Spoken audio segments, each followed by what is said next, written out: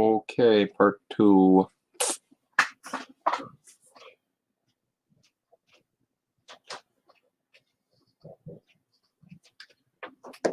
Part two, because I get interrupted. That's how it goes here. Yeah. Whoops.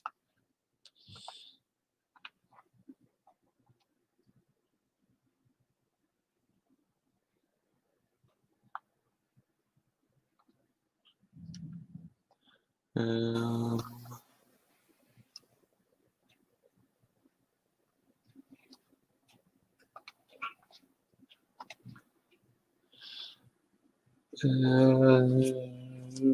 hold on.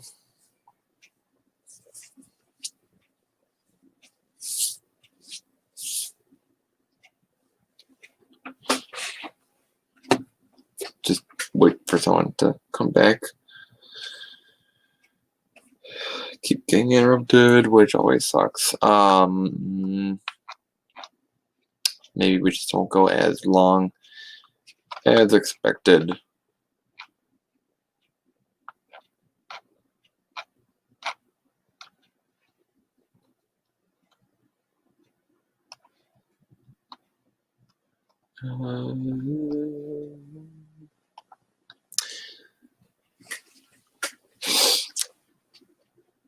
Where was my train of thought at? Talking about big pass, catch it, darn it. What? Damn it! What was I talking about? If anyone comes back on, what was I talking about?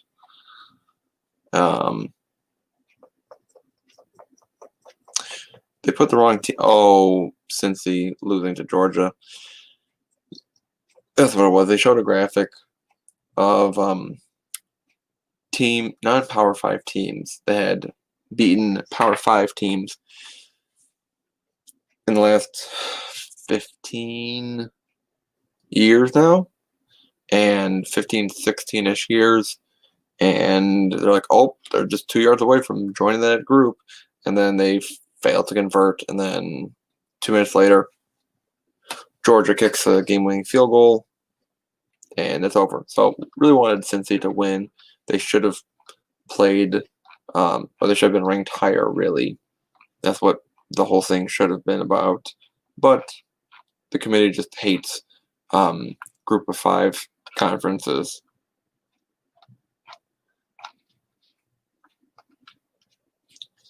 Because they just are biased. They're more in it for the money. It seems like, I mean, it's a business essentially, but that's the sad part, that this is supposed to be objectively how to figure out who the best teams are, but it's become subjective too much.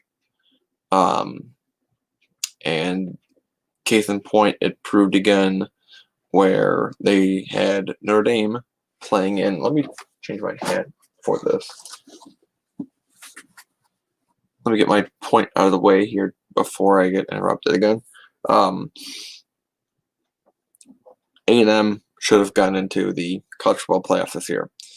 There were a few points against them, but especially in the timetable that had happened, and especially of what the scheduling looked like and just how events had occurred, it would have made more sense for A&M, who only had a loss early in the season, to Alabama to get into the playoffs, compared to Notre Dame just getting their asses whooped in the ACC conference championship game. A lot of people were upset about that because it just showed some sort of bias. It showed that, maybe they want to do, they don't want to do a rematch of A&M and Bama in the semifinals because that's just gonna look like the It's gonna look like the early game in the year. It's gonna be a rematch and it's gonna be a blowout again. Well, look at what Look at what Notre Dame did. They lost 31-14, and their touchdowns happened in the last minute of the game, and the other time was, I think, in the second quarter. It was, yeah, the second quarter. Really, I'm looking at the box score here. Really pathetic performance. Really sad. Let's see here. Let's look at the team stats.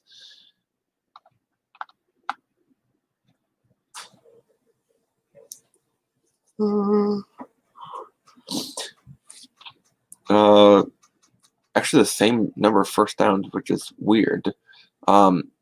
Difference of yards of 437 to 375, favoring the rural Alabama. He keeps going. And maybe I won't go as long as I really expected, but whatever. Just to get my point out. Passing was okay. Rushing was close, but I mean the stats really show it being a closer game than the actual score. Bama scored at least 8 points in every quarter and just really mopped the floor. I mean, Devontae Smith really showed up and showed out the Fighting Irish. That's what their nickname is. And there was a picture I saw on Facebook. Let me look it up.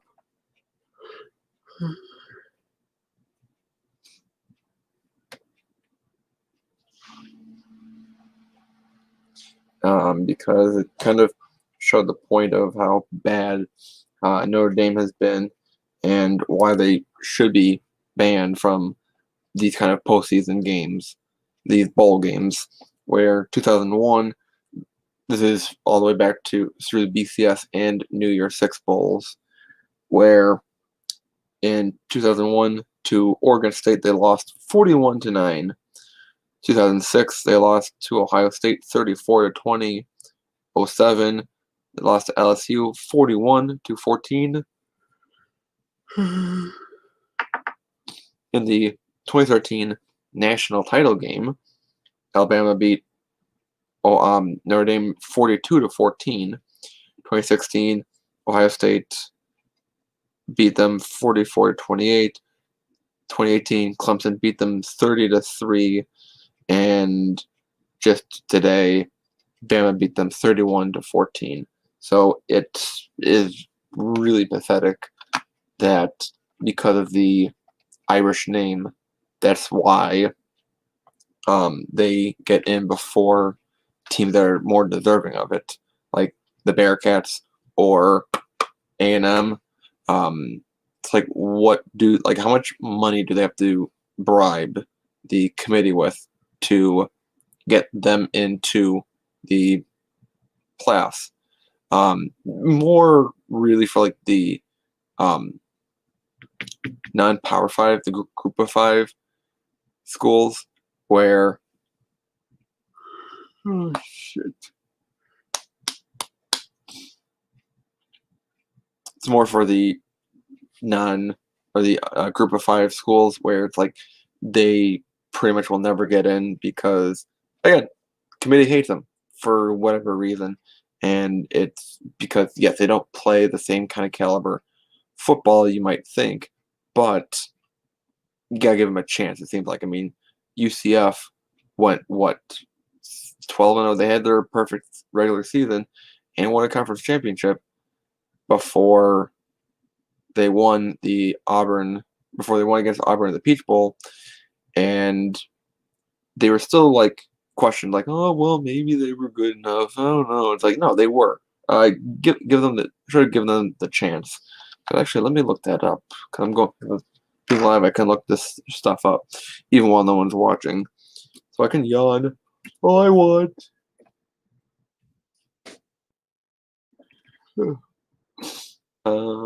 College football, and no one will care. They need Rudy. J38, thank you. Yes, they needed Rudy. He's so little. I'm trying to look up where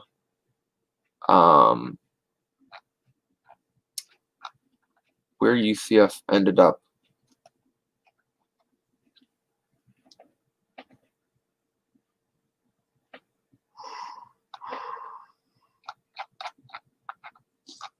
So they did end up number 6, UCF.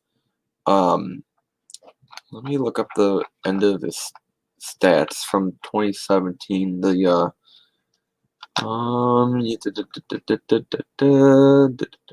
final rankings.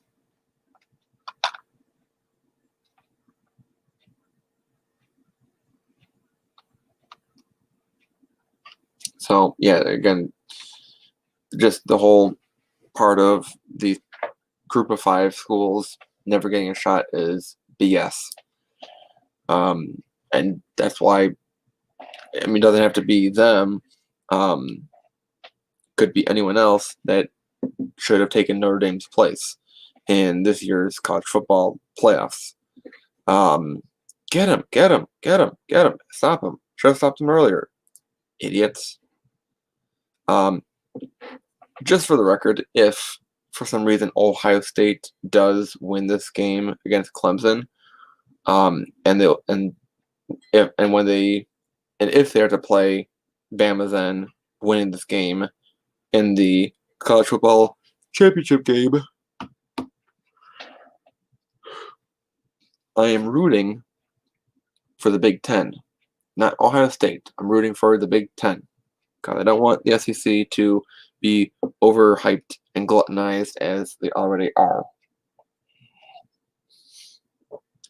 Just like in 2014 when they played Bama, Ohio State played Bama in the Sugar Bowl, I wanted the Big Ten to win. Not Ohio State, the Big Ten. And actually Fields is down. Good.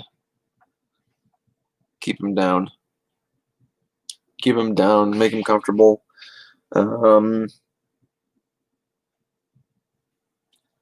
Jay, how's your New Year's? And how was the rest of the snow for the day? How many inches did you get? Oh, he's getting up. Darn it. It snowed and then it rained. It was kind of weird.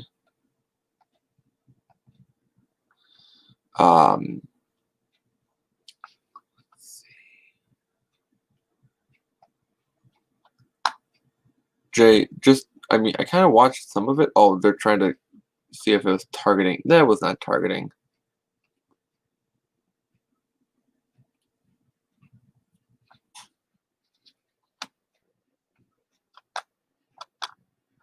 Five inches, jeez. Bill, I think sometimes there's confusion on what the point you just said. I think sometimes people get caught up in thinking. Yeah, the freezing rain isn't that fun. I did shoveling in it earlier this week. It was not fun at all. It was more annoying, really. Similar to what Sean Wade did last year. It is not targeting. Jay, are you watching the game right now? Turned the game around. It was the crown of the helmet on Sean Wade. Buckeye fans wondering if it'll do the same thing in reverse. This would be crucial. Skalski is disqualified for a second straight game in this building. Wow. Alvarez with the verdict from the booth. It's not targeting. After further review, number 47 was confirmed for targeting. Penalty will be half the distance to the goal and an automatic first down. Number 47 is disqualified. So Skalski is out. Bullshit. That is a huge blow, just as it was last year for Ohio State. The game-changing disqualification of Wade got Lawrence going. Fields seems to be okay. Very little experience, Kirk, behind him at quarterback. Yeah, I was going to say, well, if you go back to Skalski, Jake Venables, of course, Chris is out. He got injured at Virginia Tech. Kane Patterson now. No, young player who's not played a ton of football. It's 21-14 Ohio State with just under 6 in the second quarter. But so you got your leader Turner in the back end. There's Kane Patterson now, Northwestern did win. They won very well to Auburn, which was good. They won 35-19. It was a pretty good game. They were winning at the half, and they never lost the lead. The only time it was close was by 1 point. Well, that was it.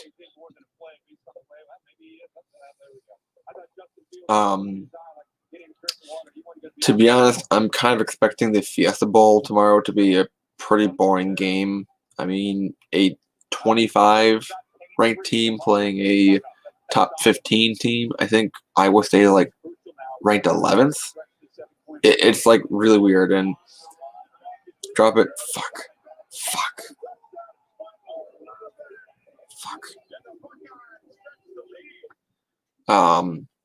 And A&M playing North Carolina will just be a blowout, I think.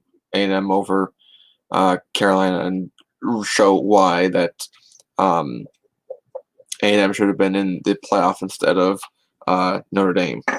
But, shit happens. I think I saw that Army won their bowl game.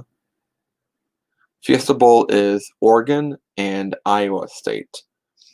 Oregon, who won the Pac-12 only because Washington could not play because of COVID and the team COVID issues.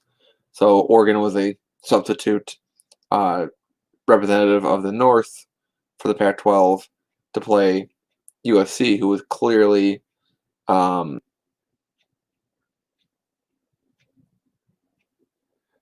yeah, but if Mississippi State hadn't been in the bowl game, I mean, would we have had that huge ass brawl?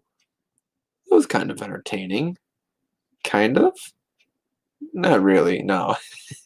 It was entertaining, but it was really, really excessive.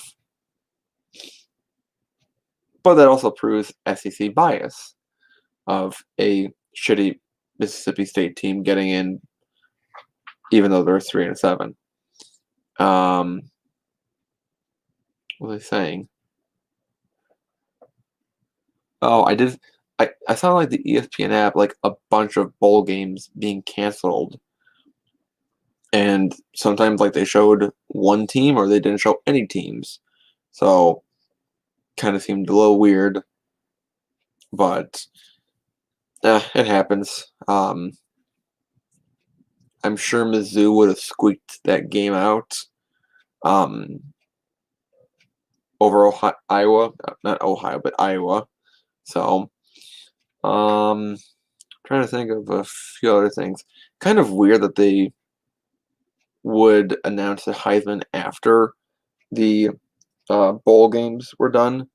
And I really hope that the bowl games don't affect the Heisman voting.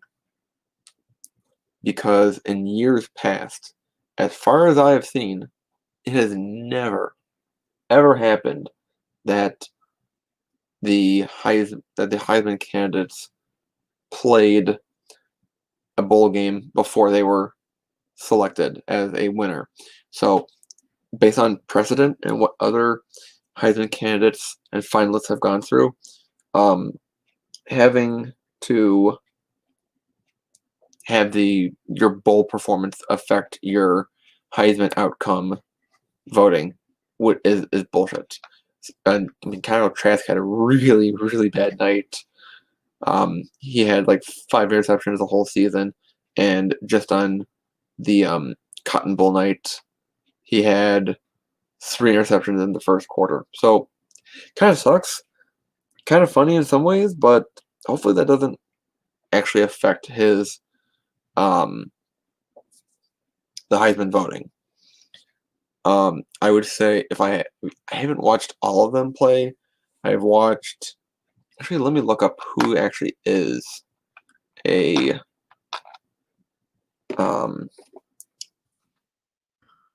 finalist.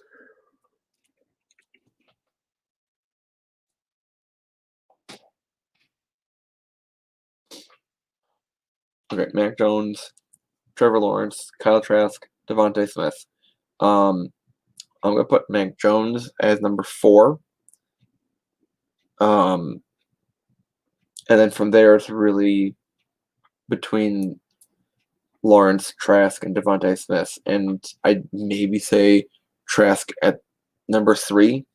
And between Devontae Smith and Trevor Lawrence, that's kind of a toss-up, really.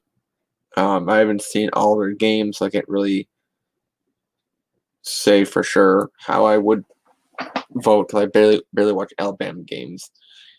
The only time I watch Alabama games is because they're playing in the semifinals or the championship game. It's the only time I watch them.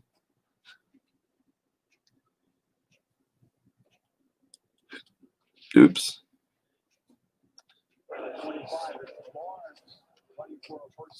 So, Jay, who do you have, if you've been paying attention, who do you have for a Heisman winner this year?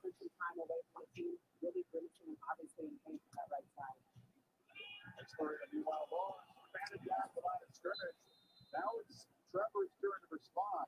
They got down 18 when he was out against BC. Of course, lost against Notre Dame. Oh, we got a second person in here. Woohoo! Woohoo! Just talking college football, maybe for another 5-10 minutes or so. Maybe I'll go up again during the last few minutes. I'll probably Bama QB, okay.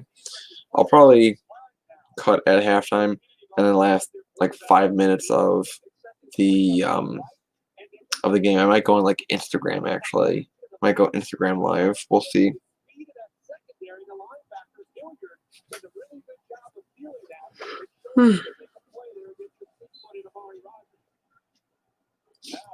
Total yards in the second quarter. Ohio State 149, Clemson 14, and there is 4.5 minutes left in the game. Right in the quarter. False start offense. Yes, we see you rolling your arms. You have to keep rolling them.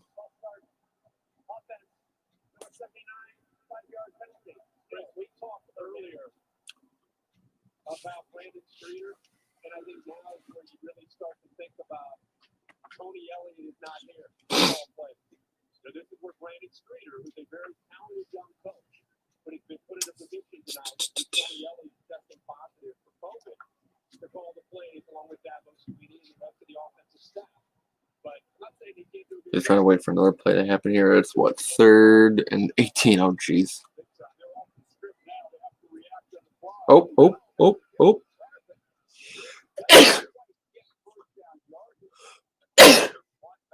Oh, excuse me. Oh, did you hear me sneeze there?